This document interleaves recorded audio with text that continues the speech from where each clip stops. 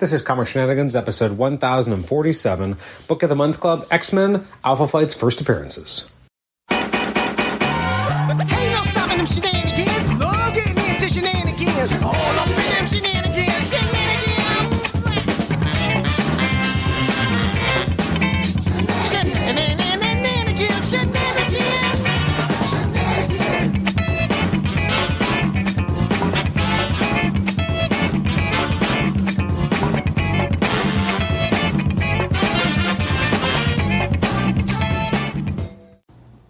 After a month's focus on spiders and clones, we now whisk you away to another corner of the Marvel Universe that we hold dear.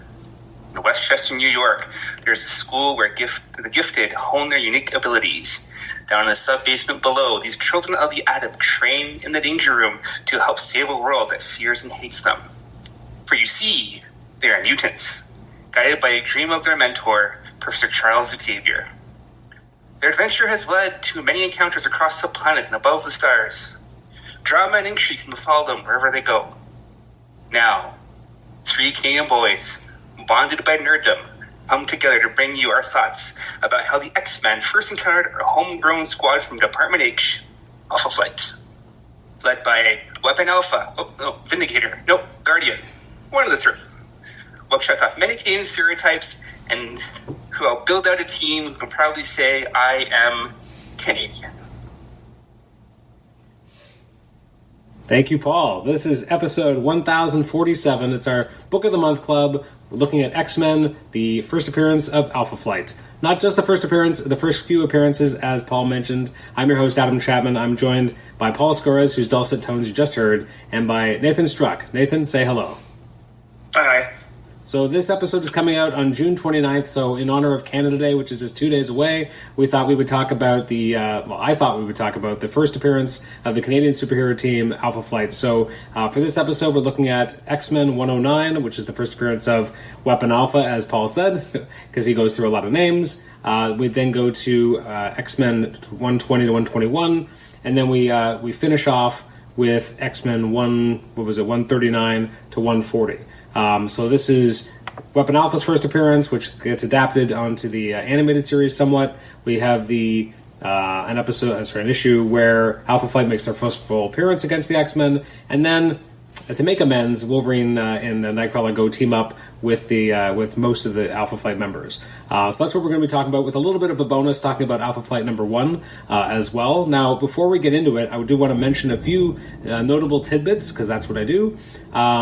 Up until issue 100, and I have it written down here, up until issue 113, so from 94 to 113, above every X-Men issue, it just said, all new, all different. And then it started being called Uncanny as of 114, but technically speaking, the indicia did not indicate Uncanny X-Men until 142. 142. So you'll see, for example, one thing that Nate and I will see on our epics, on the back is it'll say X-Men 129 to 141, and then Uncanny X-Men 142 to 143, because they do technically change the title. But it is interesting, and I never really realized it before, that they called it Uncanny long before, they just hadn't actually officially changed it in the indicia. Another thing to mention, Nate is showing Paul so he can see. Another thing to mention is that at the point that we're jumping in here with issue 109, X-Men is still, every 2 months. So it's not yet resumed a monthly schedule. So since issue 94, it's been coming out every 2 months. And so it's only with issue 112, it finally becomes a monthly book, which is actually a pretty long time when you think about it, because that's 17, 18 issues. So it would have been, a year and a half. So if you're reading X-Men, not only are you, parceling it out, you're not even reading it monthly, it's every 2 months, which must have been crazy for people who were not aware that X-Men was just a reprint book up until issue 94, that it came out so sporadically. So now you're invested, you want to see this, and you're like, when's the next issue? Like, you have to wait forever, it feels like. Especially if you think about the stories that you're experiencing. You're experiencing, the Phoenix Saga for the first time, all these big, wonderful, crazy concepts, and you're only getting it every 2 months, which must have been very interesting for readers at the time. So I'm going to stop talking for a second and let Paul... This is, I believe, your first time reading this material, so I'm fascinated to hear what you have to say, specifically about X-Men 109. So let's jump in. What was your takeaway? What was your interaction with this very different era.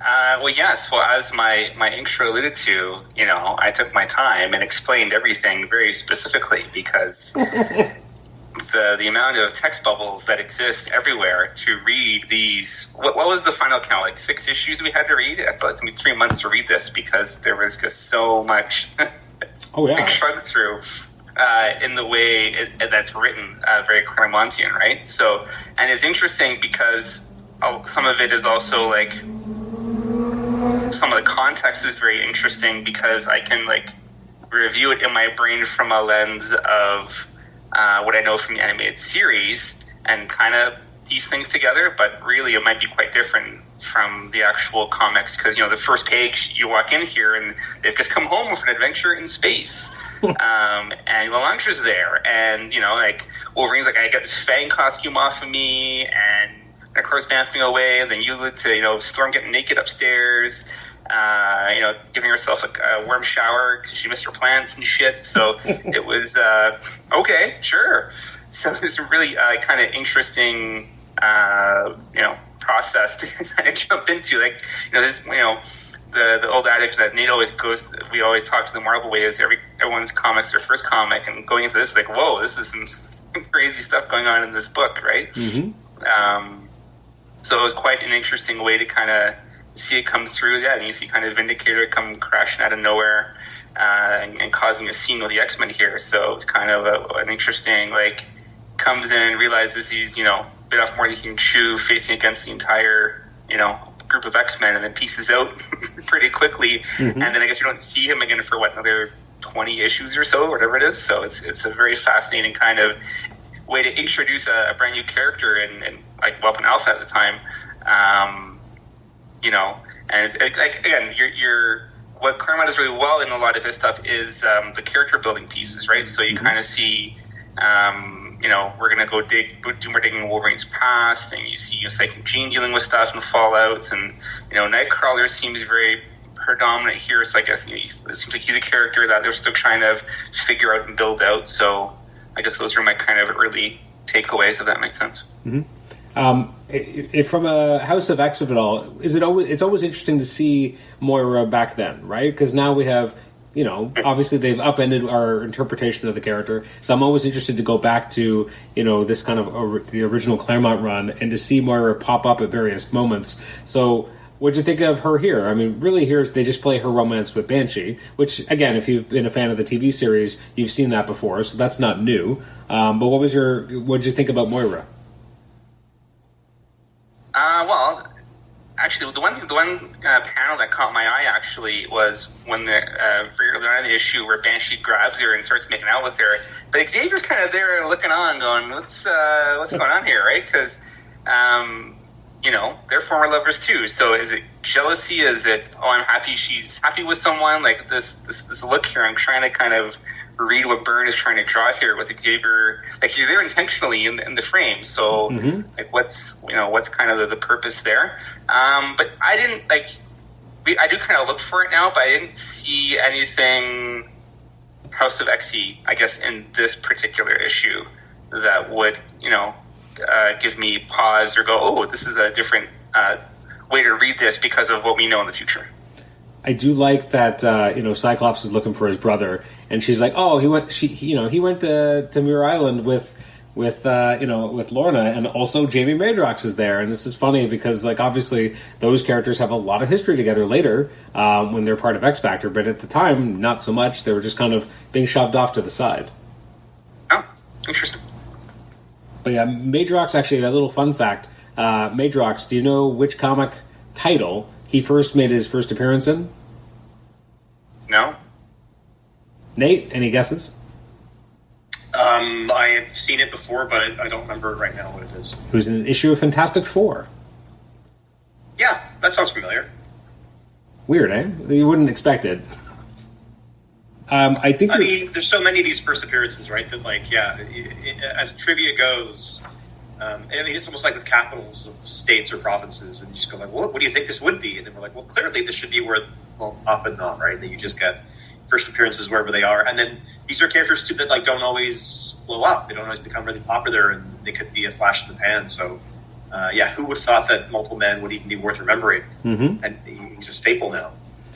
I'm curious, Paul, for you, because I'm trying to think of comics you've read, and like I would imagine you probably haven't had a lot of experience with John Byrne, either as a writer or as an illustrator. So I'm curious how you enjoy, like the Byrne era is held up in high esteem, very high esteem, as being really when the X-Men book really starts to take off in popularity. So I'm curious what your takeaway was, because you're getting to experience kind of prime Byrne here in terms of his run on X-Men, his character designs, his action sequences, etc. So I'm very curious what your thoughts were on Byrne. Well, I think that the book looks good. Like I don't it has that old school look. Like you can tell by some of the civilian wear that the characters wear, but like everyone, stands out. I'm never kind of guessing who's that character. It doesn't make any sense to me. It's very clean. The colors are very vibrant and bright, especially the backgrounds and stuff. You see a lot of like neon green or purple in some cases. Like it's just very classic in that sense. Mm-hmm.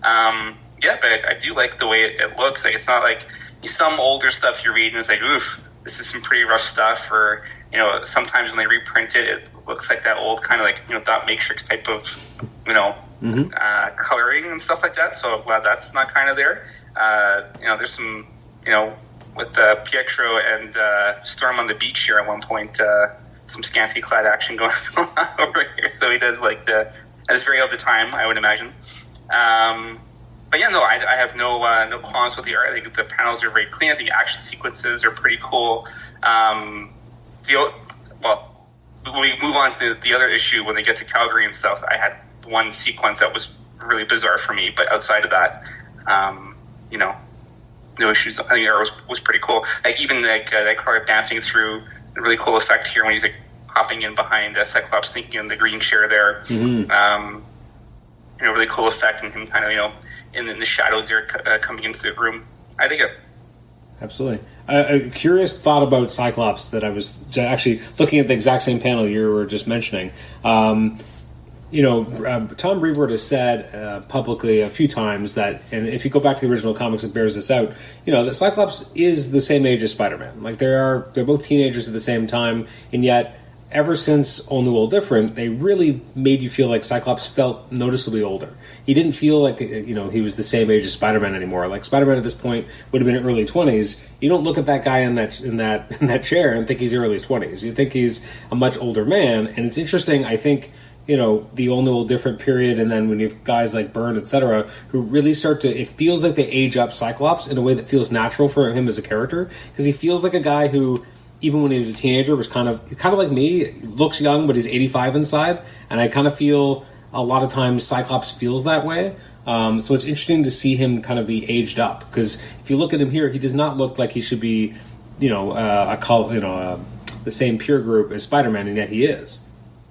Yeah, that bottom left picture in particular, with the lens on his face, he looks like a really old ass man in that shot there. And also what he's wearing, right? He doesn't look like something a young man would wear even in that era, right? So there's a certain maturity to Scott than there is kind of like Spider-Man. We're kind of used to being Peter's kind of goofy and whatever and full of humor, whereas Scott, he's more that mature leader and the heir apparent to Xavier. So he wants to be kind of the golden boy, I guess. So, and that gives him that maturity and maybe that older look. Mm-hmm.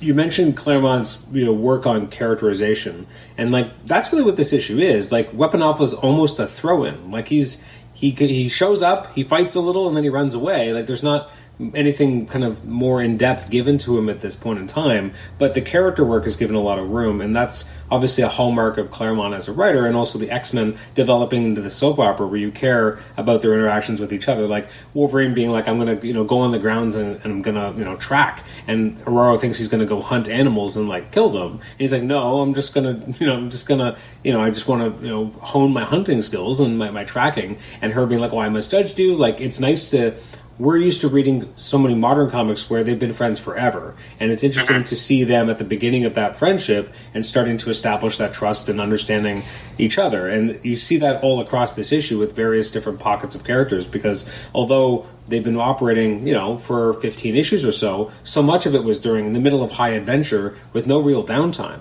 Actually, I'd have to go back, but this might be one of the first downtime issues Claremont got to do, which became a hallmark of his run. I love the character work, and I think it's really strong. I love Byrne's interpretation of Wolverine. Just standing there, like, he just looks very classic. Not too much line work on the physicality or the musculature. They kind of, they don't go over the top like you would see in the 90s and onwards. Nate, I've kind of neglected you, so I apologize. What are your thoughts on this issue? Obviously, you've read this more recently than Paul had in terms of your first time, but if you could tell me a little bit more about your first interaction with, 109.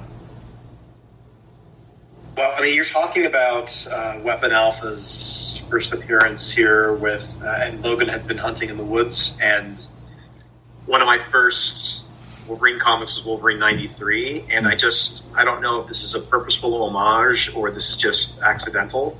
But reading these pages, and I know this is a podcast and they can't see, but at home, if you can turn to the page, if you have access to X-Men 109, where Weapon Alpha first bursts out, there's these few panels of Logan with like a little bit of shade.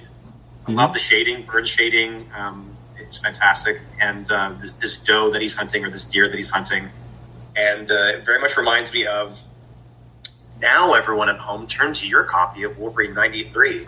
It's very early on. It's after like the cyber kind of pages, and it says meanwhile, and then you've got Logan hunting on the grounds of the mansion, and it's almost like a part two of this. And of course, Cannonball comes blaring through and like ruins it, and the deer runs away. But this is one of my first Wolverine comics. Fantastic comic, by the way. Of course, where Along Came the Juggernaut is on the cover. And so my introduction to Wolverine is pretty much the X-Men animated series. And I don't think he does any noticeable hunting. Like, he goes to the Arctic at one point, but he's not really hunting game. No. So this is... And you see in the intro, it kind of pulls up, right? The Larry Houston, he's like nude he's a hidden nude man until the costume kind of appears on him, and then he pops his claws and he's the Wolverine. And so my introduction in that cartoon is, wow, he's some kind of wild man. He's introduced at the cartoon intro, he's nude, right? And so then and now I'm reading a comic book and he's a hunter. And just the lush colors, these kind of really nice colors in Wolverine 93. So this was a weird example of the reverse, right? Like, people who became familiar with Wolverine back in the day might then see him in the cartoon and then maybe see this Wolverine 93. And I'm kind of doing everything. So it's like I have nostalgia. This is me trying to explain why I have so much nostalgia for parts of this issue, because it feels like it's tethered to, like the cartoon which I saw first, and then this Wolverine comic which I still love to this day. So I really like a lot of things going on in this issue. I love the Storm, in her attic, not really attic, it's her penthouse, as it were, her top floor, greenhouse, all the stuff you've been talking about, the small moments with the characters. I love, later on we're going to get to it, with Nightcrawler reflecting on the death of his friend Jean, and he's just kind of sitting out by the Jeep or the truck, and he's having a somber moment. So all these little moments that Claremont does are the kinds of things that you can feel Hickman loved. And so when he's doing, when they're doing Krakoa, they're making sure, almost like, maybe all the authors are kind of feeling the same way, like they're all kind of going back to this Claremont era of less flashy splash pages, or fewer of those, and more little character moments. This I can't do the page numbers because my Epic doesn't have those lined up with what the actual comic would be. But there's this moment where Wolverine takes his cowl off. I don't remember, because I'm jumping back now to 109, but this isn't too far away from, because there was a moment where no one knew what his face looked like. Yeah, that was a few issues earlier by Cockrum. Right, so Cockrum is the one who introduces that his hair looks kind of like the ears in his costume. So it's an interesting drawing by Byrne of Logan taking his cowl off, just because I don't know. He makes it. He's very centered in the panel, so it's almost again one of these things that you don't see very often. A moment of humanity from the Animal Man, and then these like obvious Star Wars ripoffs. Like this is like totally the Department H goons with their the Rebel helmets, Death Star, the Death Star helmets. So it's just two nerds geeking out. Love the big maple leaf on top. It's great. Yeah. Again, great, good shading there as well. But like you can tell that Claremont and Byrne just have very similar tastes and interests, and so yeah, it's just a fun issue, and I love the energy in it, and the art is phenomenal. I do like. I mean, Claremont obviously, famously is a big pioneer and user of continuity, and at times very circuitous continuity. So when you first have Weapon Alpha kind of confronting Wolverine, and Wolverine's like, I resigned. You were there when I sliced Chasen's tie. I went back to that issue just to be like, was there another man in the panel? There wasn't, but whatever. Kids at the time probably wouldn't have been easily been able to go back and check, but they did. He was off camera, but he did slice that guy's tie, just like he mentioned. Like it was such a interesting, specific detail. But Claremont's just like, it's not enough to say that I resigned and I gave my notice to this guy. I have to indicate this other detail, which I liked because again, it builds in that world. And if you had read that and you did remember that, you'd be like, oh man, like that's a callback. Like maybe he was there. So it's interesting. But yeah, Jimmy's not really given much to do. I mean, he's really just blunt force. He's just there to attack Wolverine, have a cool fight sequence, which I did think was pretty well laid out, and you get the idea that he's got this power suit. You're not really given any idea how it works, but it looks pretty cool. I like the... Which is crazy, because you figure Claremont would give me every detail about that suit as soon as he crushes himself, He hadn't figured it out. There. He hadn't figured it out, right? He's just like, I need this guy in a power suit. I'll figure it out later. But great design, right? Oh, yeah. Fantastic design by Byrne. Oh, very memorable. And then, again, I love the shimmering like effect around like his force field aura, like when he's using it. I love the effect on that. It's really enjoyable. But again, it's so short, and then he's gone. But again, Claremont, pound for pound in these squashed kind of compressed panels, he's always trying to build drama and have like B plots. And so to have Vindicator or Weapon Alpha or whatever we're calling him, try to zap Colossus, and then it ricochets off and hits Moira, grazes Moira, which again, like you were talking about before, like, oh, this is a moment where the universe almost got reset. Like, thank goodness they've avoided it.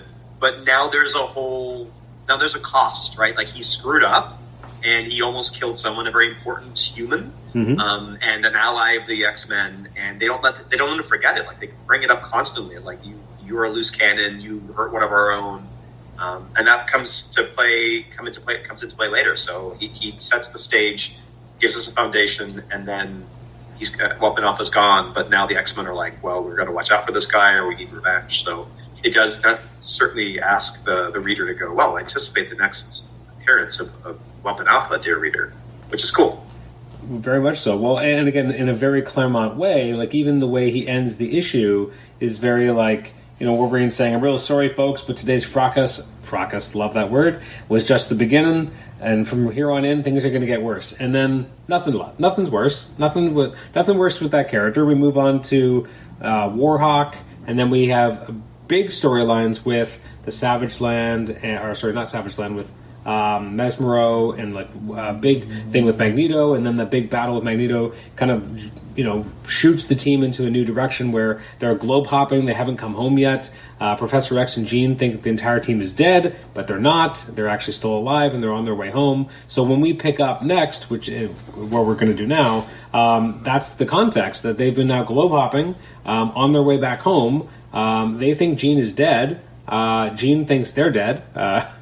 Classic misunderstanding, and again, it feels very like could only happen. No one has a cell phone, right? They can't call each other. Yeah, like I think they did try calling, but like no one answered the home phone. No one left a message. I guess there was no, I don't know if there were answer machines in the late 70s, early 80s, but it is interesting that kind of contrivance you really couldn't do as well today. It's like with horror movies, right? They have to explain how there's no cell phones right up top. You have to figure out some sort of contrivance because otherwise the stories don't work as well.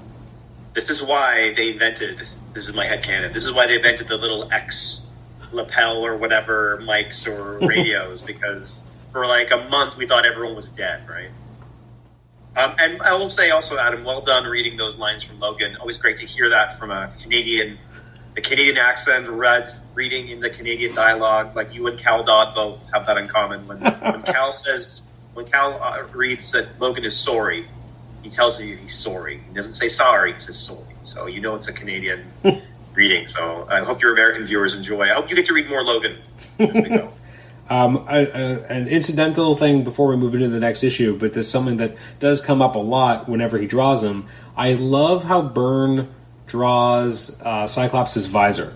Oh, yeah. I mean, obviously he's picking up of some of the Cockrum things as well, yeah. But you have...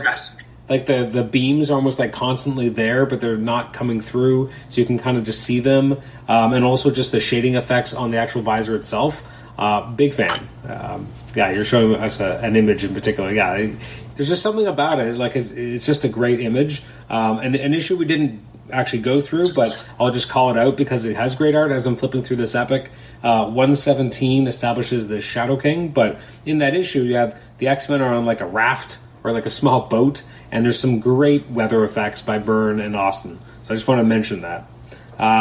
So let's talk about Alpha Flight. Now, actually, before we do, one more little bit of fun bit of trivia that I forgot to lead off the show with, but I had done the work and the research to make it work. First question. Paul, can you answer what episode number of Comic Shenanigans was your first episode? Oh, no. Oh, my God. I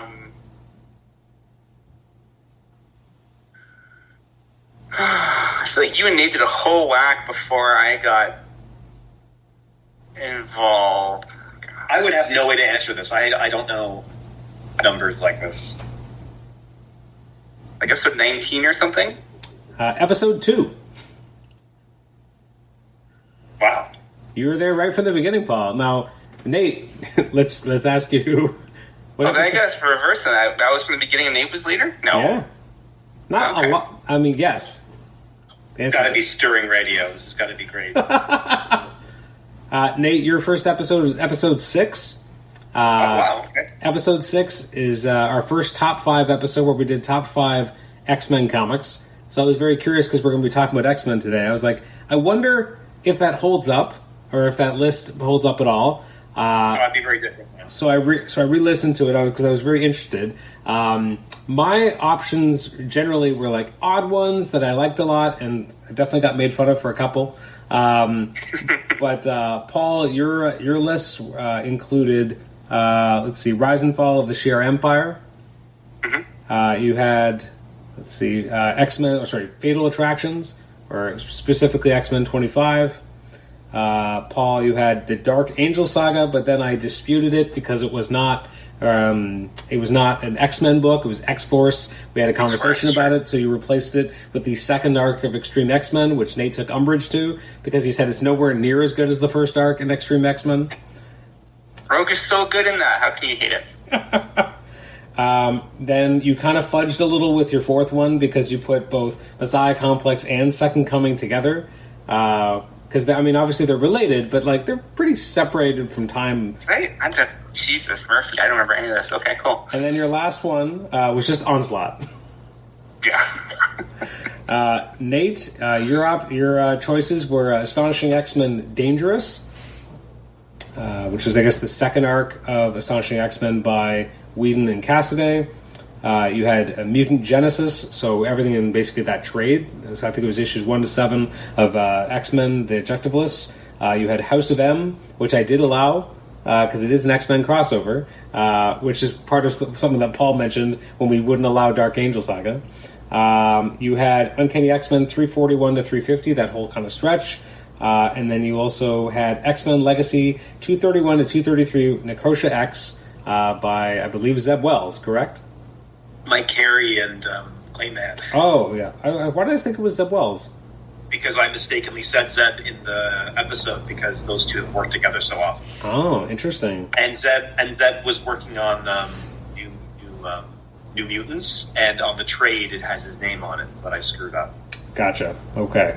And then my choices were odd because I had Legion Quest. Love Legion Quest. I have Uncanny X-Men 201.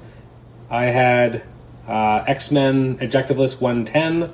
I had X-Men 30, The Wedding of Scott and Jean, and I had X-Men 25 as my number one. I'd be fascinated to see what would be different now after 12 years. But X-Men or X-Man 25?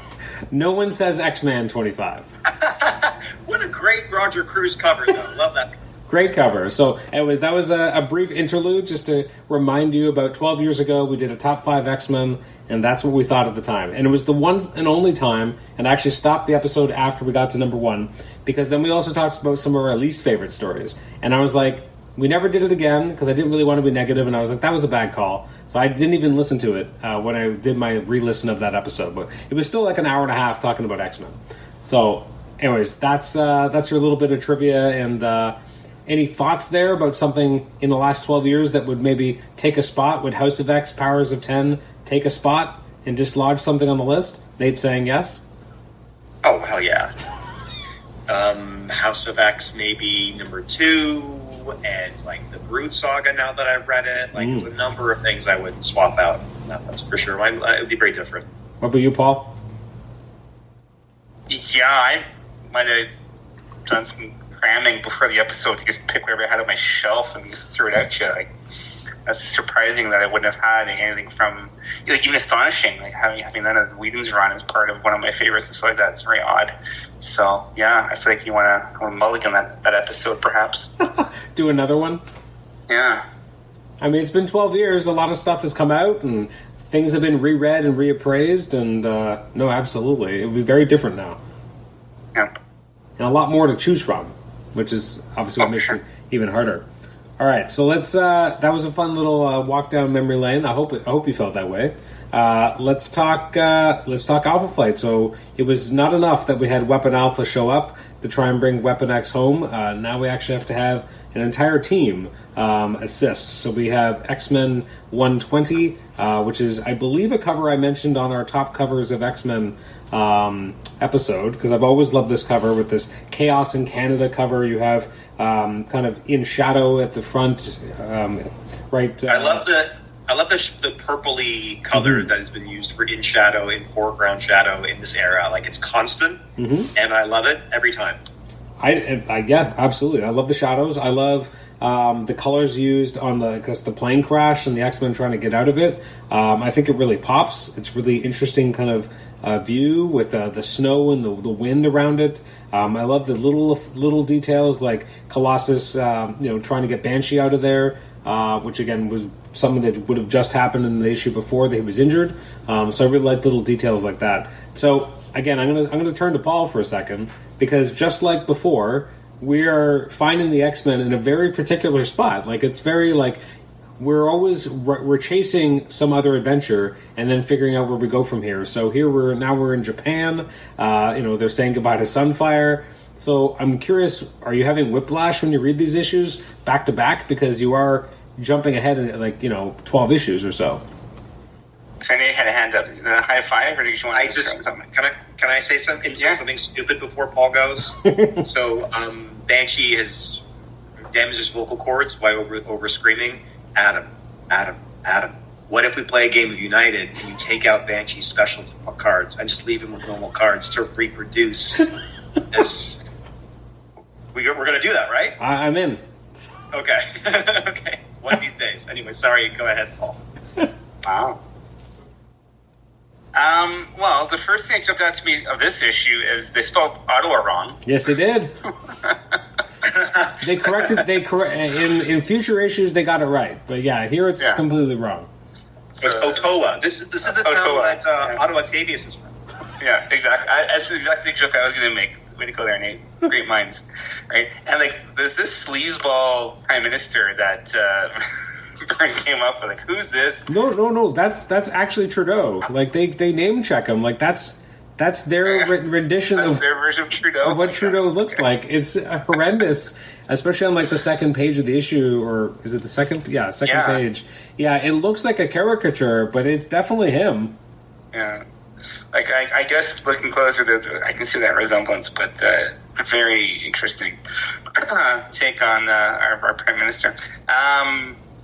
You love flipping through, again, you see, you made the point earlier of seeing, the X-Men in their early stages of learning who they are and the relationships they're building, and Wolverine kind of being this ladies' man, and dropping this this flower to the lady in the car, and he's hey darling, how you doing?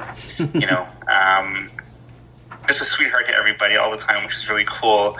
I do take issue with Sasquatch just tossing this massive jumbo jet like it's nothing. What? Like it's a little toy plane. He's Hulk level. He's gamma powered. He's Hulk level strength. Yeah. I don't know, man. I didn't think Sasquatch was that powerful, but especially holding the plane where he is on the side engine there seems odd. But what do you? He's like a 9 strength in overpower. What's he got in the special card? What's he got? Doesn't he have a big? It's strength intellect half multi. Yeah. Nothing to sneeze at. From Monumental. He's got a 9 strength, 9 intellect. That's a juicy morsel there. That's it's a special card though. It's not an actual stat on a hero card. No, but that's because they didn't have it. Okay, someone go find me his 90s card. What's his power stats on the back there? Someone give me some classic 90s power stats on Sasquatch and let me know. Actually, I really should. First thing I'm going to do is I'm going to yeet a plane across the tarmac there. Adam. Oh wow, there you go. Yeah. 9 acts as a level 9 strength or intellect attack. Smart and strong is pretty common. Yeah. Powerful stats. Let's see. Superhuman strength sufficient to lift 90 tons. Yeah, he's fine. Lifted a 25. See, he lifted a 25-ton DC-10 and threw it 1,000 feet away, which is being referenced in the fandom when you Google it. He can do 90. So, what do you think of that? So basically, him throwing the jet set the bar for his strength. Is that what you're saying? No, I'm not even the bar. It's not. It's like a third of his strength. Yeah. He threw a 25-ton jet, but he can lift 90. There you go. Okay, well, shows what I know. I got to get him but you got to get bars. You want me to show you power bars? Yeah, exactly. Yeah. All right. I got to find that while you're doing your thing. I don't know if Sasquatch even has a card that would give you stats. That would be unfortunate if he had no card. Right. This issue does feature Banshee smoking his pipe, and I miss a good pipe smoker. There's so much smoking in general in all these issues. Like a stogie is always in Logan's mouth. Yeah. Constantly. If anyone can have it, they're smoking it. Like there's constantly someone smoking all the time in these books. Some random side character in the background. Yeah, they're just smoking away. Yeah.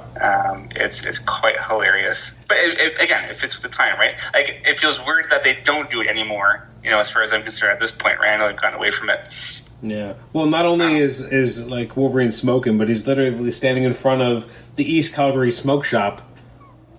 Exactly right. Like smokes in the window. Like what I like about this first issue is that Claremont does an excellent job, and obviously a lot of credit goes to Byrne as well, to really establishing a pace, because we don't see Alpha Flight dressed. Like we see them in their civilian identities at the beginning, when they're all kind of being brought together to have a mission as Alpha Flight. But then everything they do, you don't really get to see them besides Weapon Alpha that we've already seen. We see Sasquatch obviously he grabs Wolverine and kind of manhandles him after he's already thrown the plane. You have I guess Northstar punching, who was it, Nightcrawler?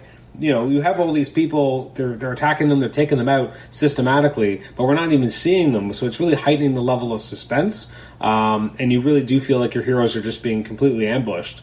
So I really enjoy this first issue for really setting the stage. The second issue is, a little bit more straightforward in terms of, action and adventure.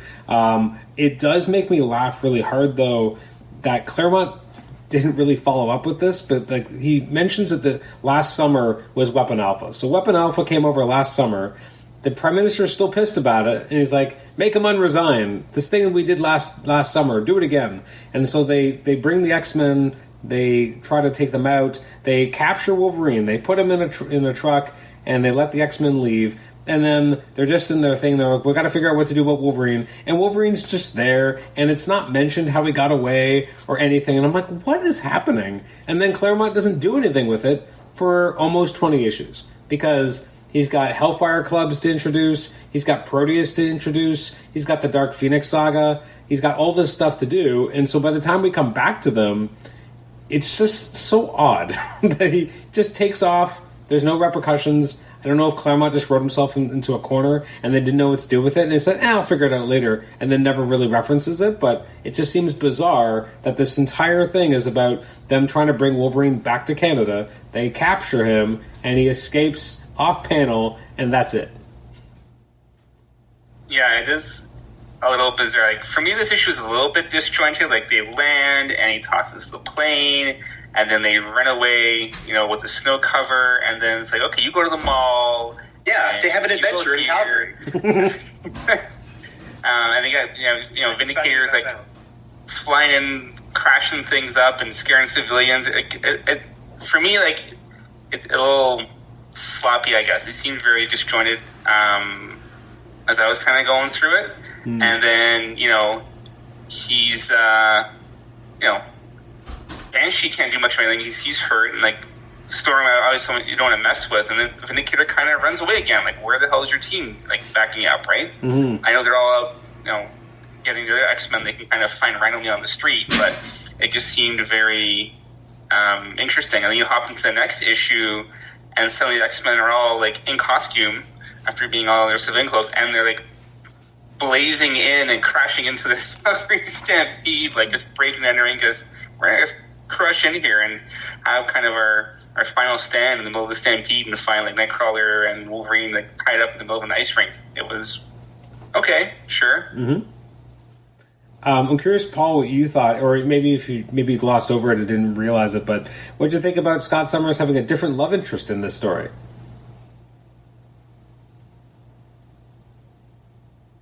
I mean,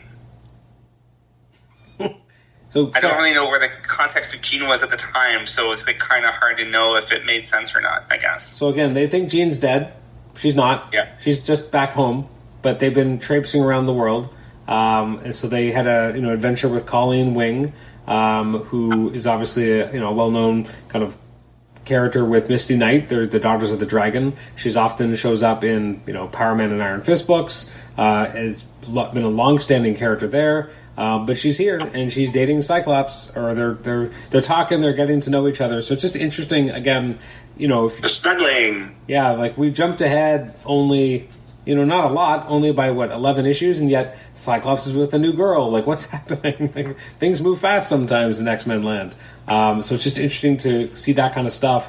It's interesting because I think the issue after this is the first time that we ever see Jean Grey meet Jason Wingard. So, like, stuff is happening. And actually, the issue before 120, it ends with someone on Muir Island seeing Proteus, but you don't see it. You don't know it's Proteus yet, but someone is horrified by something that they see there. So it's interesting that these are happening. These issues that we keep reading are right in between these pockets of extremely well-known, probably better-known stories. But these Alpha Flight issues just kind of happen.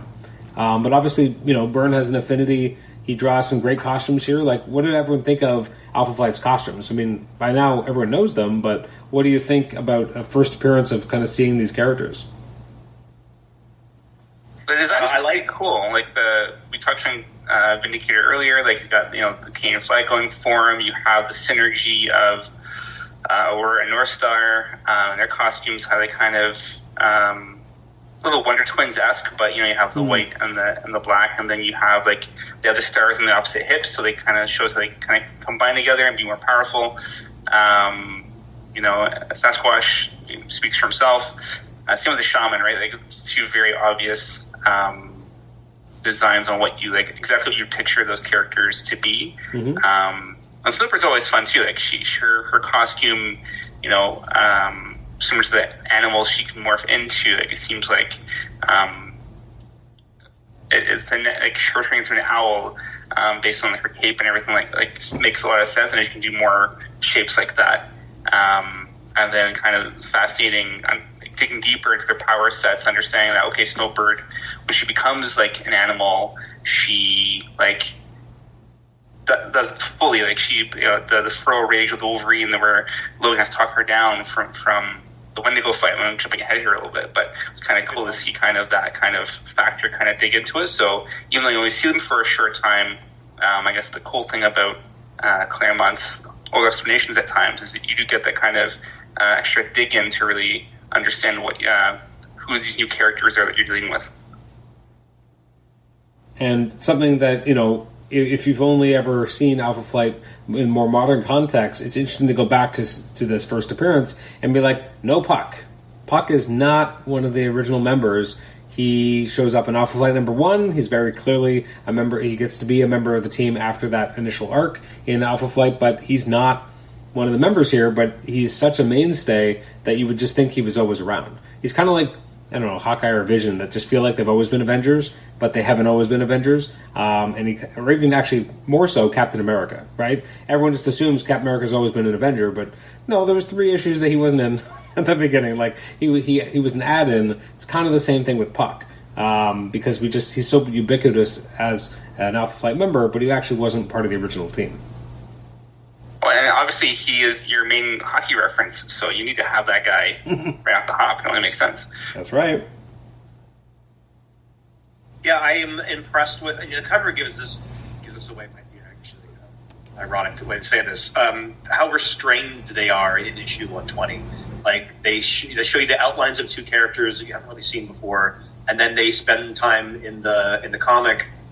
You see their civilian guys as first, and then you see a lot of people like off to the side or partial costume. And it's not until 121 that they actually do a team reveal, which again, it feels like that would be the kind of thing that they would eagerly show, maybe even on the cover in other situations. So it's interesting to see that restraint that Byrne and Claremont, I guess, decided this is going to be a 2-issue affair. We're going to take our time with it. So that was an interesting thing I just thought about in terms of pacing.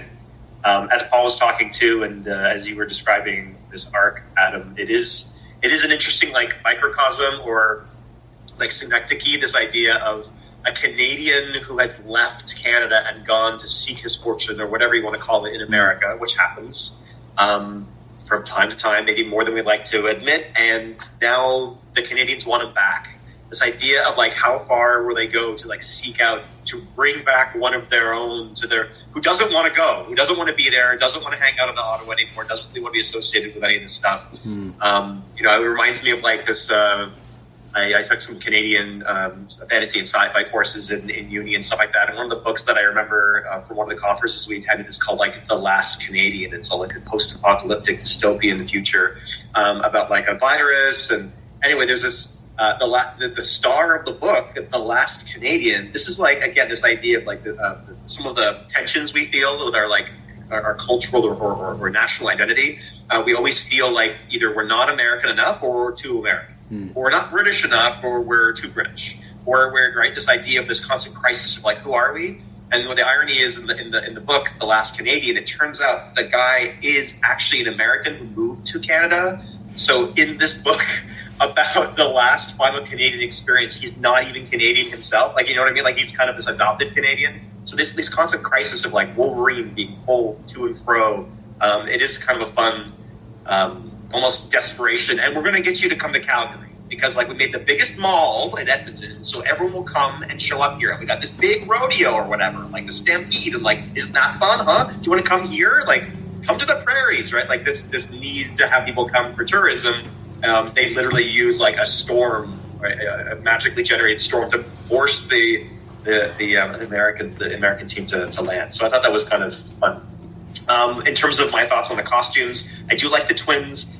I don't know why they don't go with the blue. Like the Quebecois flag is blue and white, and they do like a white and a blackish kind of maybe dark blue. So I thought that was kind of an interesting choice. I agree. Vindicator is great. Sasquatch is a hairy guy, big and hairy guy. That's fine. That's cool. I'm conflicted. I mean, at this time, there's almost no representation of First Nations, Métis, or Inuit characters. So to have on one team both an Inuit and a First Nations character, pretty cool. That's pretty great representation. Michael T. Youngman is identified here as Sarsi, which is not the name of that nation. It's my understanding is it's Tsuut'ina. But that's still, Claremont's doing whatever he can do, I guess, with an encyclopedia or a library card.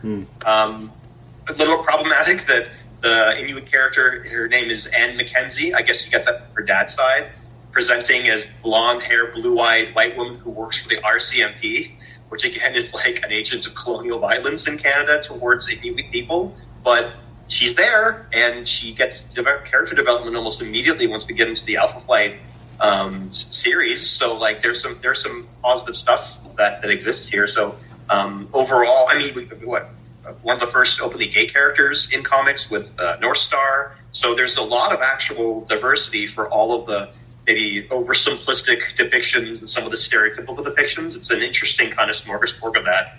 And I guess, I can't help but be affectionate towards the team, just as a Canadian myself, that like this was representation for us, and there was a lot of kind of cool things that they could do.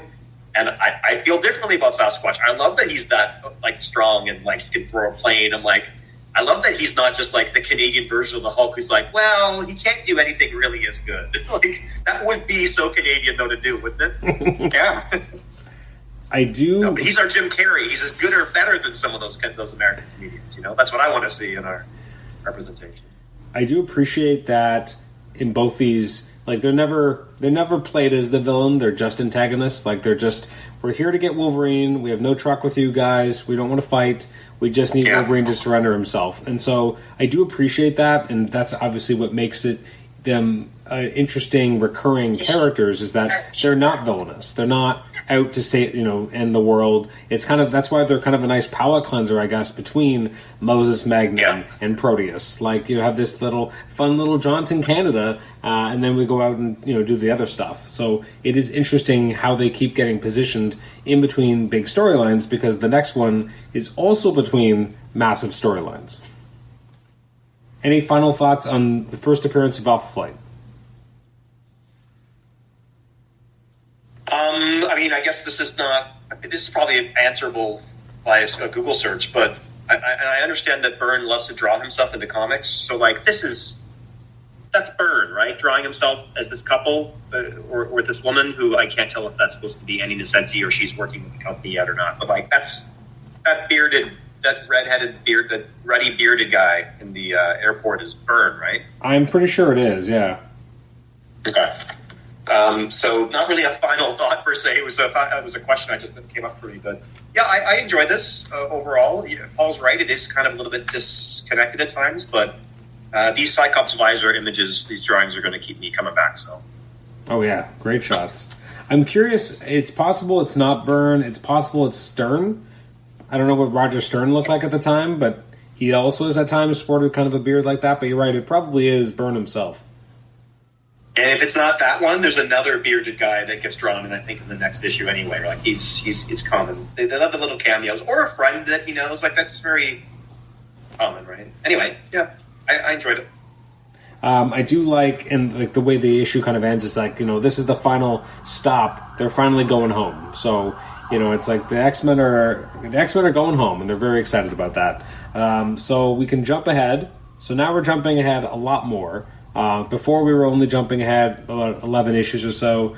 Now we're moving ahead about 17 issues. So in between, we're jumping over a visit to Arcade's Murder World. We're jumping over the Dark Phoenix saga. We're jumping over a lot of big stuff, a lot of pathos, a lot of heartache, and then we get to pick up with 140. So, a lot of questions. Oh, you're showing us... Logan, I'm just showing them a picture of Logan picking up Heather, just grabbing a woman and throwing her into the air. Like one does. Apparently. So, the way, I guess, to start this, I have a lot of questions, and I'd like to see where we want to start here. We start with 139. So, again, context. 138 is the departure of Cyclops. He leaves the team because Jean is put to rest. In the same issue. So now we have 139. We're welcome to the X-Men. Kitty Pryde, hope you survived the experience. I believe this is the first time we ever see this on an X-Men comic. Because I think she's the first one who's really been introduced to the X-Men in such a way. So this is obviously a very big, recurring thing for the X-Men. Like, you see this all the time. Hope you survived the experience. So this is the first time. The cover kind of an interesting cover because it's kind of a split images. You have what looks like it's just a polar bear attacking Wolverine and Nightcrawler and then being really worried about it.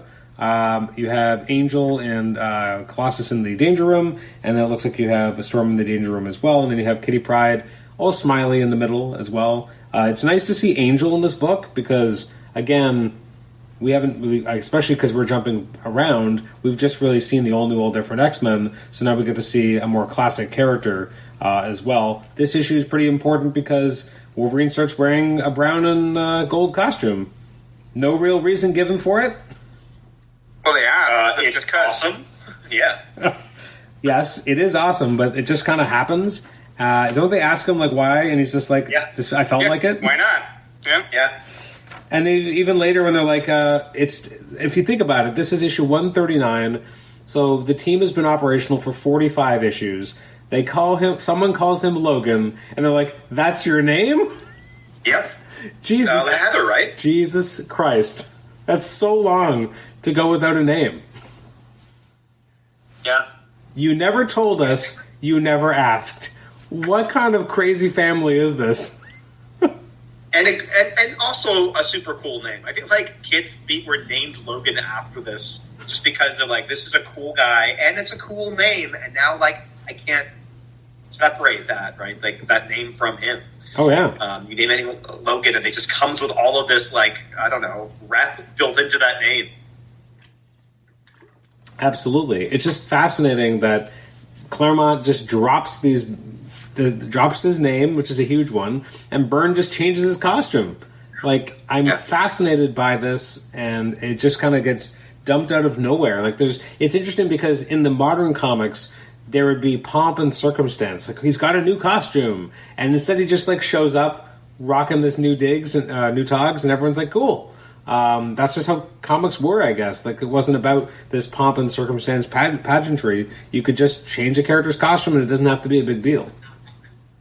And they're hanging out and they're buds. And this is just like, hey, like they don't make a big deal. They don't just have a panel that goes, we are friends now. Like they're together and they seem like they're at ease with each other.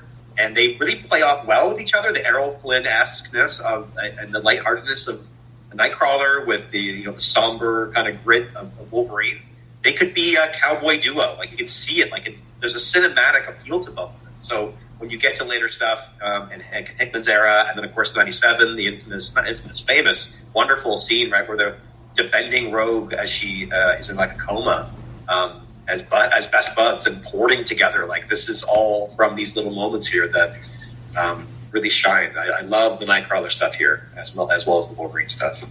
Yeah, I agree. I think reading through this and seeing the build-up of these two buddies, I didn't really realize that how close they really were. Like there are different runs that you see in Wolverine. Jason Aaron touched on it in a few of his runs and stories. Like after I think Wolverine, like Butcher's always bastard children that he has and stuff like that, and Nightcrawler sits him down and he has a whole issue focus on them, just talking him through that whole disaster on Logan's side, and then even when they both sacrifice themselves on the mother mold and stuff like that. Like it gives it more gravitas now, right? That I never appreciated before until reading some of this stuff. So I will give that a lot of credit. And I do like these two issues were my favorite of the bunch for sure.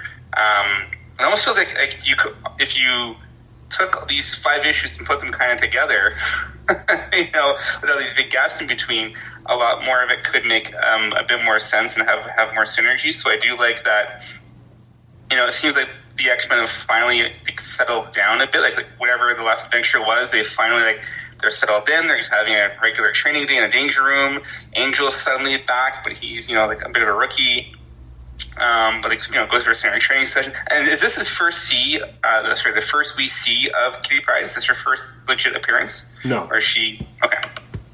She's been around a little bit already because she was introduced during the lead up. Well, yeah, the early chapters of the Hellfire saga with the Dark Phoenix. So she's already been around. But yeah, you get to see the beginning of her relationship with Storm, which is very strong bond, and this is where it starts. So it's really interesting to kind of see them going and taking dance class together, which is interesting. Mm-hmm. You also have old man Xavier trying to give a child a code name, and her being like, "Nope."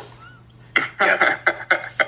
And then you'll see her try to make her costume later, and it's awful. And so that all that stuff here, like with the friendships that I don't really understand. Again, when I was younger, because X-Men animated series is all that I had, and there's no little kitty in them. That's Friday X-Men, and then Jean and Storm almost never talk to each other in that cartoon. And then they're constantly affirming their friendship in these comics. And then the X-Men 97 series really shows you, like, oh, by the way, we're like soul sisters. Like, we're really close. We're besties. So it's interesting that those gaps, those things that make me like these characters more. Again, I'm not dumping on the X-Men animated series. I love that thing. But even Jean, like, that almost like soured me against Jean for years. I was indifferent to her. And it was only by getting back in touch with, like, the source material in the comics that I'm like, oh, I find Jean to be a fascinating character now. This is really cool. So the Logan Wolverine stuff that is maybe hinted at only in like the 2000s comics that we mostly read, I guess, or the 90s, where they're not even together because Nightcrawler's in Excalibur.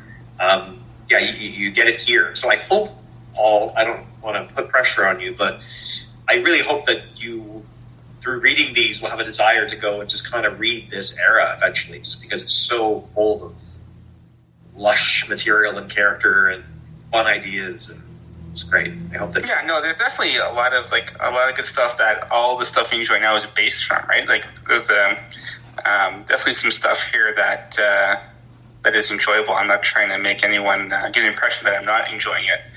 It's just a much different experience, right? Like, even like the nice touch of, Nightcrawler brings in lemonade, goes, "Don't worry, bud, I got you your beer because I know you're not going to." Yeah. And if you zoom in, it's green, but it's almost an export. Like, it's a legit name brand Canadian beer that if he throws Wolverine, which I thought was a nice That's little got to touch. be burned. That's got to be right. burned. He's even shown the boat logo, like, to a T, like it's there, right? Like, without maybe they agreeing to avoid copyright issues or whatever. But I thought that was a nice little touch that they went that way. But yeah, it's really cool. Like, from here, it becomes one of those, like, a Wolverine episode in the animated series, right? Like, okay, Elf, let's go to Canada. Let's kind of put these demons to rest finally, and go deal with these Canadians that keep kind of hassling us. And they have a cool adventure against Wendigo, right? And they kind of do a quick little callback to Wolverine's first appearance when the Hulk and Wendigo are going at it, right? And it becomes less of a beat 'em up and more of a team up, which I thought was really awesome. In this page of Wolverine kicking back in Heather and Mac's house, you can see I didn't even look at these cans until you mentioned it, Paul. Good attention to detail. But if I zoom in here, you can see Labatt's. got a Labatt, yeah. So that's the attention to detail, I guess. And again, the colors. Adam loves this era of colors. I do too. The Canadian vistas in Hudson's Bay. Shots over waterways and tree lines and like setting sun or the dusk sky, and then later on, as I was bringing up before, the setting sun in the orange, very very orangey page where Nightcrawler is reflecting on the death of his friend Jean and what that means to him. This is the philosopher. This is the theologian philosopher Nightcrawler that is basically like the Team Silver Surfer, right? Because Surfer is just naked silver dude flying around the cosmos thinking of philosophy. But this is the heart of the team, and so to have this moment was very, very meaningful to me. Much like later, as you already told us, mentioned, Paul, the Wolverine. Like, Snowbird, I would never have thought that Snowbird and Wolverine had some kind of, like, bond. And yet we get at the end of 140 where he talks to her, right? He brings her out, and he's like, I've been there, I know what this is, and, like, you have to... And then they kind of... And words off to the side, like in the woods, and he kind of like provides her maybe with some comfort, and we never get to know those words, but they have this understood bond. Like, those are really neat. That's the best part. I don't really care about the breaking trees and smacking people around. It's all these little moments. Even this in 140 of the opening scene of Colossus, just also thinking about, I really wish I could be a farmer. I would till the land my whole life if I could, but I can't go back. And he's he feels lost in this new place. It's so jam-packed that maybe in order to encourage more readings of these, we could do discussions, Adam. Couldn't we do like a discussion on one or two issues, like for an entire hour? I mean, and pretty easily. I mean, with the Claremont stuff especially, right? There's a lot to sink your teeth into, as Paul discovered when he tried to read them. When you read these comics, this is why people kind of bemoan current comics sometimes, because they remember how long it took to read a comic before. Not always a good thing if you have too much purple prose, but it used to feel like there was a lot more happening on a page, and so that was a more substantial unit of entertainment.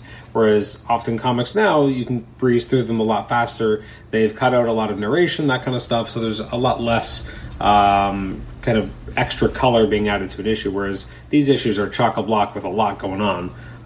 One thing I liked about 139 is I really like the kind of reframing Wolverine's first appearance and having it tie into the current mission and kind of bringing it back full circle with his first full appearance in Wendigo. So I really like that touch. I love seeing Byrne do his rendition of kind of the OG Wolverine. By this point, he's doing a lot more of the intricate line work to represent the hair on Wolverine's arms, which becomes much more of a staple, I would say, of the character, which you saw less of in the last 2 storylines we read, but now he feels more like Wolverine. Now he's got the hair, he's got it's everywhere.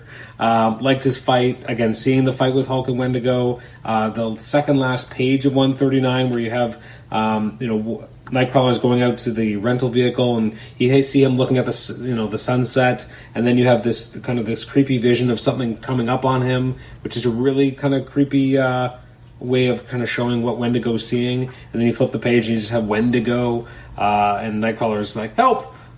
Which I thought was kind of funny. But I like that. I love that cover to 140 because Wendigo just looks awesome. There's a lot of action and intrigue there, although I don't know if you needed that woman and her baby to be her to be partially becoming scantily clad was probably unnecessary.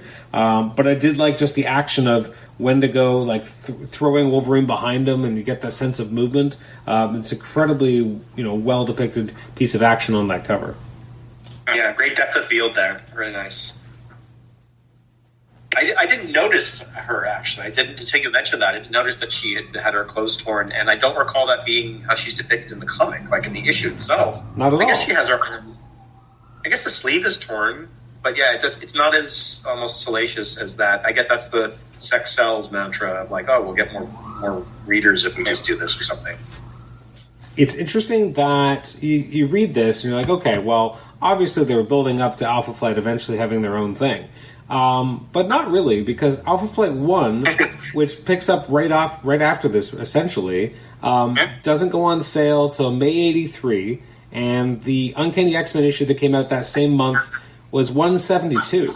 So we're talking almost 3 full years later, and not just is it that much later, but when that happens, John Byrne is, by then, in the middle of his Fantastic Four run, which he's both illustrating and writing. So suddenly he's doing 2 books at the same time. He's writing and illustrating FF and Alpha Flight. I don't know how you do both. I don't know how you do, drawing 2 books in a month, let alone also writing it. Although at that point, maybe the writing it actually makes it easier because you're not waiting on a script from a writer.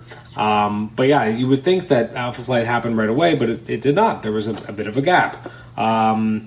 But it's interesting, again, reading this issue, and you end with Alpha Flight being disbanded. And did you expect that, Paul? No, actually, it was kind of a weird way to end the issue. To be honest, great job on your mission, folks. Oh, by the way, you're humped. Oh, okay. Thanks, Mr. Prime Minister. No budget. The Canadian dollar sucks. We can't afford to keep you guys anymore. Superheroes are a bad idea. What? It was a weird flex. I do appreciate at least that of the 3 kind of stories that we've read, this is the only one that felt like it at least had a conclusive ending. Because, Vindicator just leaves. Wolverine escapes. There's no resolution. But here, at least, they end the Curse of the Wendigo. Georges Baptiste is back to normal. I think it was Baptiste, right? Yep. And so, everything, all is well. And then you have Alpha Flight being disbanded, and you're like, an ending of sorts, yet also a beginning of a new, possibly brighter chapter in the life of Alpha Flight, which takes 2.5 years to happen. And then this last page, which is, pretty interesting, you have the Blob escaping from prison, although I would say Byrne makes him look really small. He doesn't feel that big. He feels, and again, maybe that's more of like the original kind of Kirby design, where he was a big guy, but not like the big guy that we know. But it's interesting to kind of see him drawn there because he's not what we would normally expect the Blob to really look like. Whereas if you go into the next issue, he feels bigger. Still maybe not quite as big as we're used to him being, but he's on his way. So the next issue, Paul, is Days of Future Past. Like, again, we're sandwiched between major events. We had Dark Phoenix Saga, Cyclops leaving the team. Now we're doing this Alpha Flight fun little thing against Wendigo. And then next issue, Days of Future Past, which is the time travel story that begat all other time travel stories for X-Men. It's one of the most influential X-Men stories there is. Right after this, like it's like we're just missing the hits, Paul, and we're just playing the Alpha Flight hits. It's crazy. So yeah, that's good. It's like reading these epics. Like I have the Proteus epic here, and then the Fate of the Phoenix epic, and it's just I couldn't believe as I was reading through these. They're just like, well, surely this is going to be a small amount of content with these major storylines, and it's not. It's just like boom, and it's like Days of Future Past, and like Proteus, and you're like, what the? And the Savage Land, and Garrock, and our favorite Zaladay, and like over like and all these things that. So when the animated series comes out, and it's also doing that, right? So like boom, boom, boom, it's getting all these storylines one after another, and it's Shadow King, and now it's Sinister, and you're like, wow, this is the greatest thing ever. They're just doing this. They're like, I guess they're just right. The Leewolds and Larry are just kind of going, well, what was it like to read a comic book in the 70s, X-Men comic in the 70s and 80s? And it's like, that's this energy of just, wow. And then even reading Proteus the first time, I was like, well, this will be fine. This will be quaint. I'm like, no, that's like affecting. This is like, I can see why, even now, I don't have like that same nostalgia for the comic, but through the X-Men animated series, doing their own version of Proteus, I'm nostalgic for the comic. It's just, I can't express enough how much I've enjoyed going through and reading these books now. And then I'm sitting here in my room with all these epics and comics and pulling things out and referencing stuff. And this is the dream, Adam. This was what we always wanted as kids, kind of like a library. And your podcast has given me the ability to pull things out left and right. And so thank you for that. You're welcome. A question to both of you, because again, you both have interacted with later versions of Alpha Flight, specific characters. What did you think about how, at this point, Heather is kind of a non-character. Like, she's an executive assistant for someone. Like, she's not in any way part of Alpha Flight yet. What were your impressions of Heather? Because obviously they make her into something very different later on. She's a Guardian or Vindicator. They kind of trade names sometimes as to who's using what, but she becomes, a bona fide superhero. But here, completely different. So what was your take on that, Paul? I guess it makes sense. Like, I guess as you're building this out, you don't have any visions of what she's going to be outside of, his wife, and that's kind of it, right? So eventually she will evolve into, like, the husband's pretty much the same. There's no real difference. They both wear the same kind of power suit. There's no real major difference in the power suit. He has a visor. So sometimes she has a visor, right? Yeah. Sometimes, yeah. But yeah, I feel like, one of the Hudsons and then Sasquatch tend to be always on the team. And then after that is kind of free for all. Like, Sham, I guess, is pretty consistent too, but after that it goes, the roster can be very unique in that sense. But, like, again, being introduced early on to Heather, like, I didn't expect her to be anything but, kind of the side piece, essentially.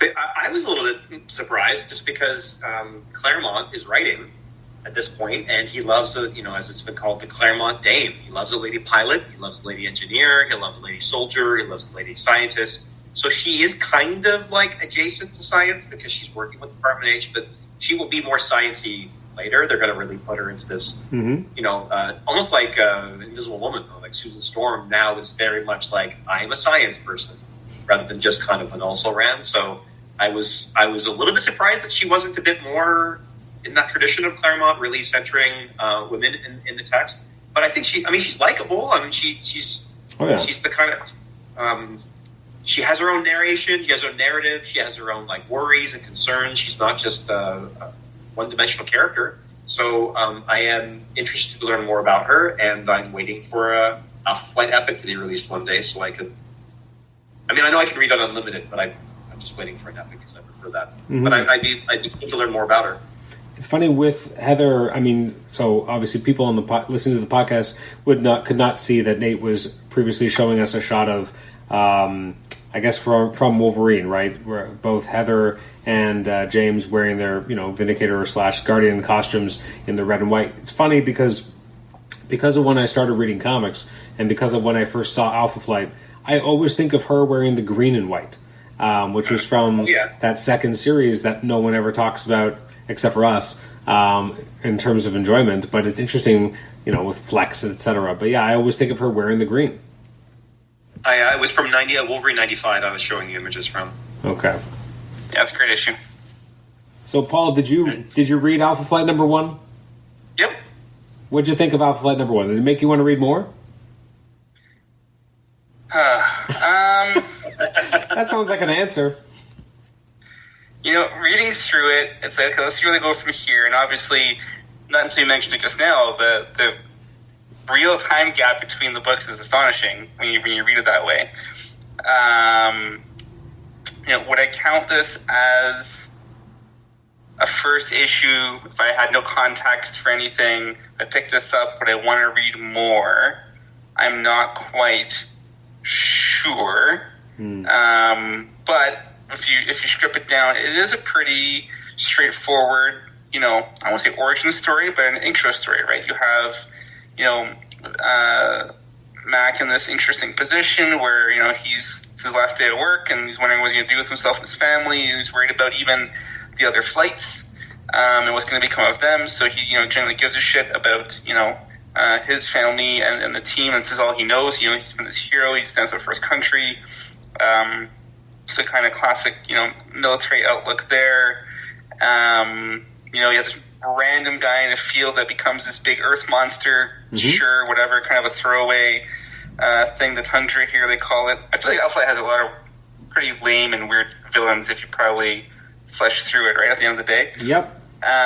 Then you have, the intro to the twins, and it's like, okay, so I'm assuming we don't know Jean-Paul is gay yet, and then his sister, the conversations they have is like, is she fucking crazy? Like, what's her kind of background? Because you don't really get to know her too much in those first few X-Men issues. I guess there's this side quest they have in that She-Man issue, right? That was correlating with that. So I don't know if there's some backstory there to her, like different personalities or whatever. So right, if you don't know about her, it's a very it's a very 1950s, 1960s rendition of mental illness. I think she has DID, right? What does that stand for? Dissociative identity disorder or something like that. I believe so, yeah. Yeah. So they got that going on, and then, the emergency happens. Oh, well, we shouldn't fold our super team after all, and let's send them off. And they have, Heather has the secret bunker, and she, throws in these key cards, right? And you get your first look of Puck. Apparently in Toronto, we like to say A lot because everyone says A in the script here in Toronto. What are you doing there, eh? So sure, okay, more of an East Coast thing, but we'll take it, I guess. And Puck looks, I love how they make the spunky look guy just kicks some ass, right? This little run's just, taking down anyone that moves. So that's kind of a cool kind of intro, and he's super jacked to, make the team. We're not really realizing where the team is at this point. And then Marina and this redheaded dude. I don't know if he's anyone of consequence. Should I know who this redhead is? I don't know who he is. Okay. So that's cool. So again, you get your kind of reintroduction to the team. They all kind of jump in and they face this Earth monster dude. And they all work together effectively as a team, defeat the threat, and live happily ever after and move on and have a few more issues in their book. So, pretty standard stuff, but it's like, if you're going to reband the whole team and go back to action after one issue, why disband them in the first place, right? Or maybe, again, not knowing what was going to become of those characters, that was Claremont's choice, and they're like, no, let's just, let's move on, let's bring them back and go from there, given the time gap between the two. So, so it's fine, it's fun, but it didn't hook me. Like, you would need a good issue 1 to hook you to really want to invest your time and money in buying this book and these characters, I guess is fair to say. But what's the cover price in these books way back then? 35 cents or something stupid? So maybe it wasn't too big of a burden at the end of the day. I mean, obviously the big highlight would have been more John Byrne artwork. So, I mean, it's a great looking book. I really liked, I think the character... $1. Okay. Double sized. Double size, there we go. I think even the cover, move aside, heroes. This is only we can handle. Only we can handle this Earth monster. Get out of my way. 100%. I found myself really intrigued by Shaman and wanting to know more about him as a character. Because I thought he was probably the most interesting. I mean, we already had kind of met James or Jimmy, so he didn't feel like there was a lot more extra depth. I didn't need to feel anything more there, but I did feel that Shaman was the one who kind of hooked me more, and I guess Langowski as well. I did. You mentioned something there, Paul. When I was doing the reading a couple days ago, just kind of rereading the material, that's when I saw, oh yeah, part of Alpha Flight is not in 139 and 140 because they're somewhere else. So I looked up that issue. First of all, the issue number that they indicate is wrong. I think they said Machine Man 19. I think it's 18. It is not great. It's extremely out-of-date artwork by Steve Ditko. And so Steve Ditko, was in the heyday in the 60s. This is almost 20 years later after he created Spider-Man, and this is not his finest work. It's very rough. It's kind of loose. Doesn't give a lot of room for the panels to breathe, but again, it's his style. It's the older style is that you have a lot of panels on a page. This is a lot more like 8 to 9 panels on every page, so there's not a lot of room. And it's just a weird kind of in and out story that really I think could have had almost anyone else in it. It didn't need Alpha Flight, or part of Alpha Flight didn't need the twins. It didn't need Sasquatch to be here. It's a really weird story. I'm glad I didn't assign it as reading because I don't think any of us would have enjoyed it. I think you had to be there. I think you had to be a really big fan of Machine Man or a really big fan of Steve Ditko or both, and I think this would have floated your boat. But I don't think for us we would have been the target demographic for this, and I think we would have found that to be an incredibly rough read. So Nate, Alpha Flight number 1, you're in for an epic? I'm not in for an epic because of this issue. I agree with most of what Paul said. I don't think the idea, the conceit of, whether I've read Alpha Flight or not an X-Men, I mean, part of the idea is like it's trying to draw in X-Men fans. Like, people love Byrne. And I was reading an article before our podcast about how apparently he got like a really nice check from Jim Shooter for issue number 1, like $30,000 or something, and was disappointed though that even that was the numbers were a little bit lower than X-Men. That he was used to like more money from X-Men, and then the numbers dropped after this. It was still like a respectable reader base, but how even like you can. One of the arguments I guess that the article makes is that you can see a level of indifference maybe from Byrne here. Like he's interested in this team, but he's not really interested enough to make it his all. Like, there's a reason why his Fantastic Four run, I suppose, is more celebrated than his Alpha Flight run. Maybe it has to do with something with the villain, right? The villain maybe not being as compelling. The premise being that a team is separated. Like, again, if I have experience before this or no experience, as Paul's mentioning, in an issue number 1, page number 1, the Prime Minister's here and we're pulling your funding and you're going to go home and wallow and complain about, like, I got bills. So I'm like, I understand the bill thing. Like, that's a Peter Parker classic.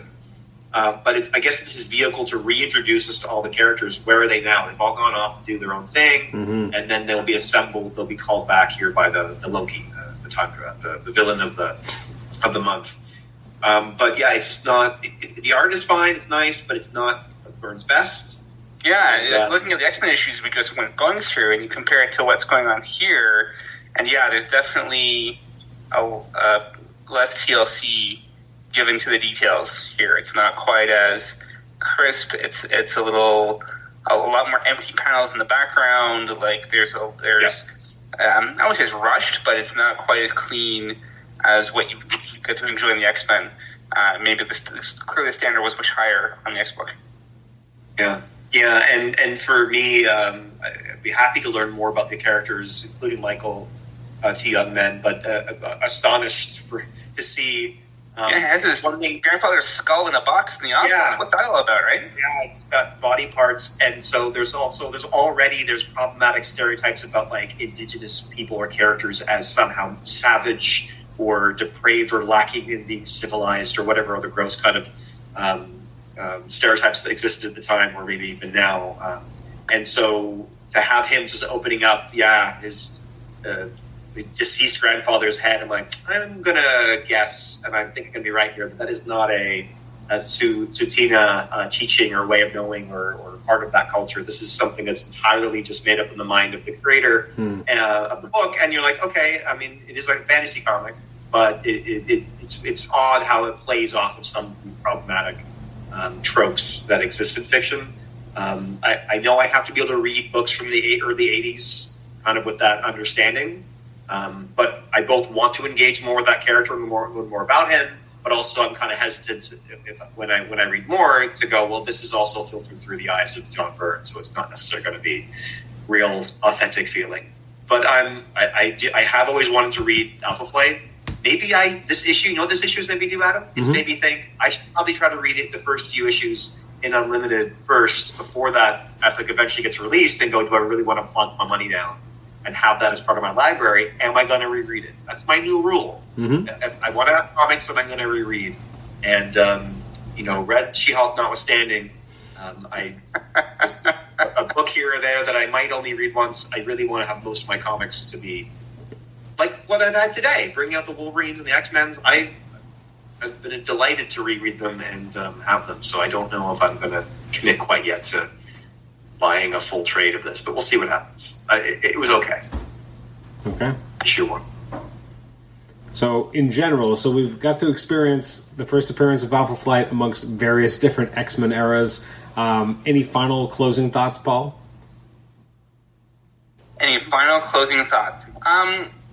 Obviously, as a proud Canadian, there's always that soft spot for your local hero. I'm a sucker for the hometown kid, in whether it's in sports, in wrestling, in random characters and random things.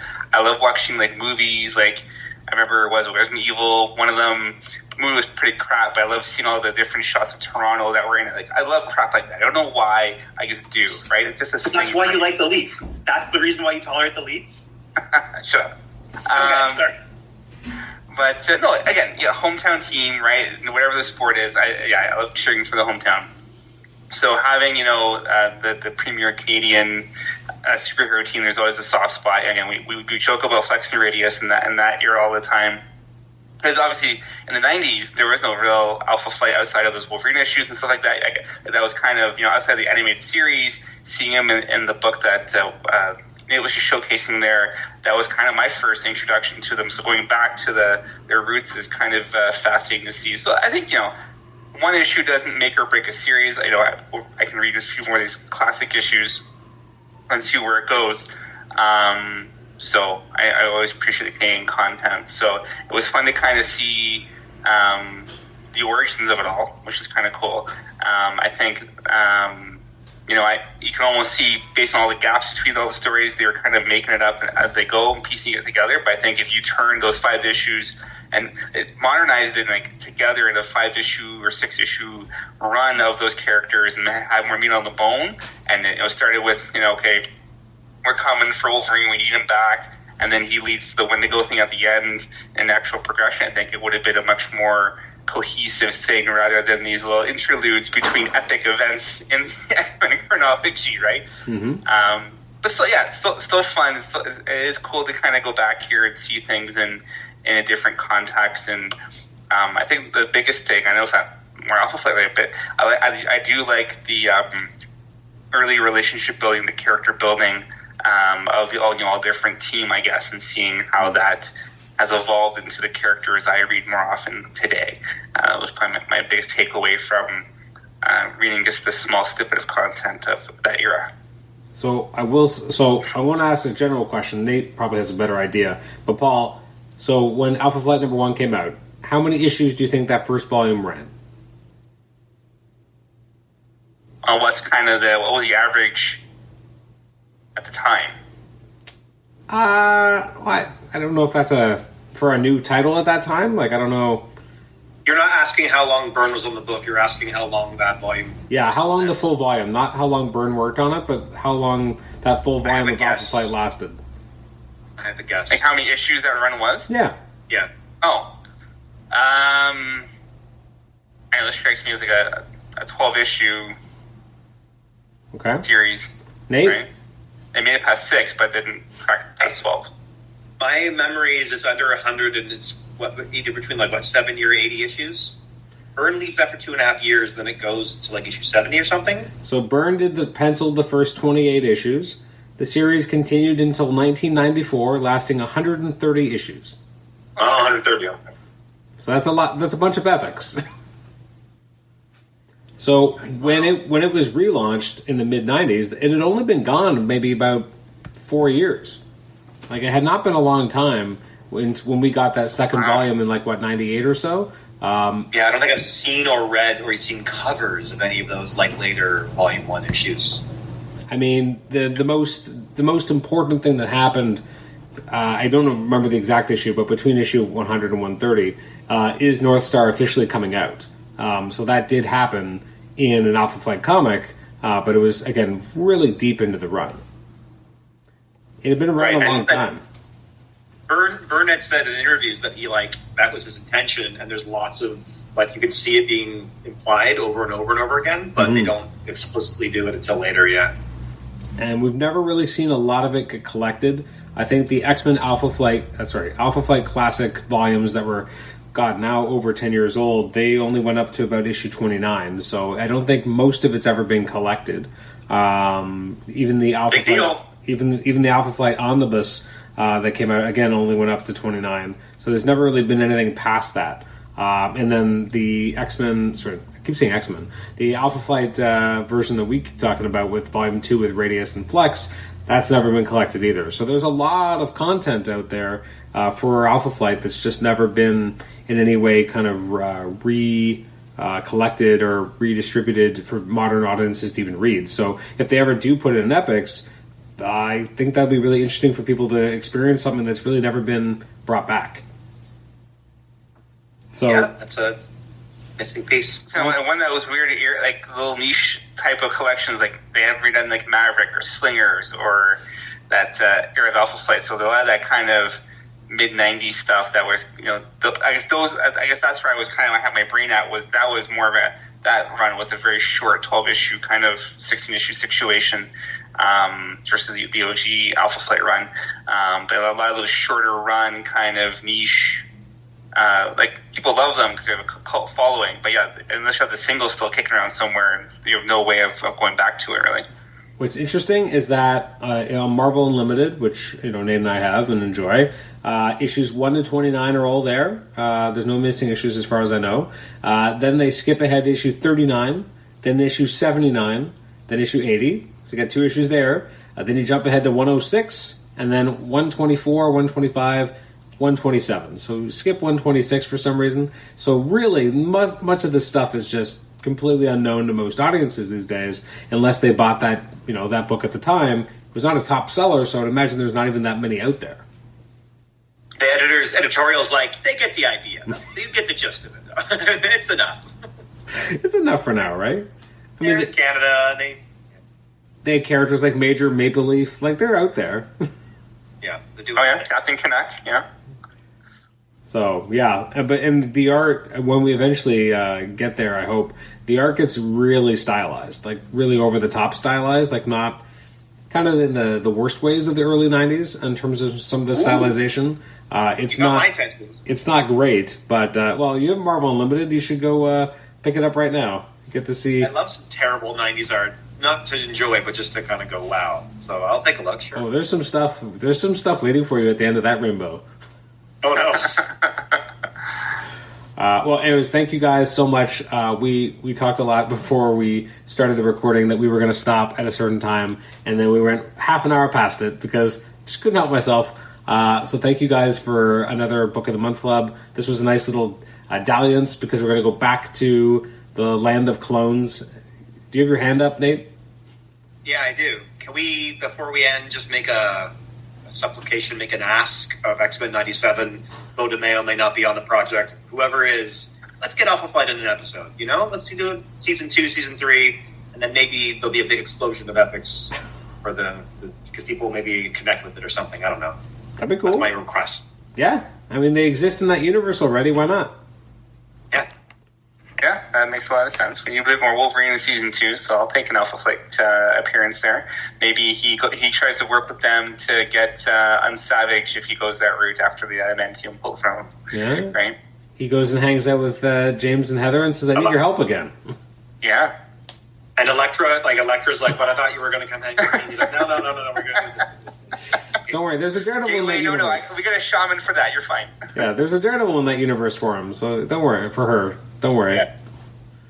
Excellent. Well, again, thank you so much, guys, for joining me for this episode. It was nice to do something different because we've been doing so much Spider-Man, so it's nice to experience something different, especially for you, Paul, because it's stuff you've never really read before. So it's exciting to be able to expose you to that stuff. Maybe next time we'll actually do the more impactful stories, like Days of Future Past, like Dark Phoenix Saga. We danced within the raindrops of the major events, so maybe sometime we'll go back. But again, thanks so much to both of you. To the listeners, you can email us at comicshenanigans@gmail.com, rate the show on iTunes or Apple Podcasts, listen to us on Apple Podcasts, and also listen to us on Spotify. Thanks so much for joining us, and we will catch you next time. And next month, we'll be back in the Land of Clones. Enjoy.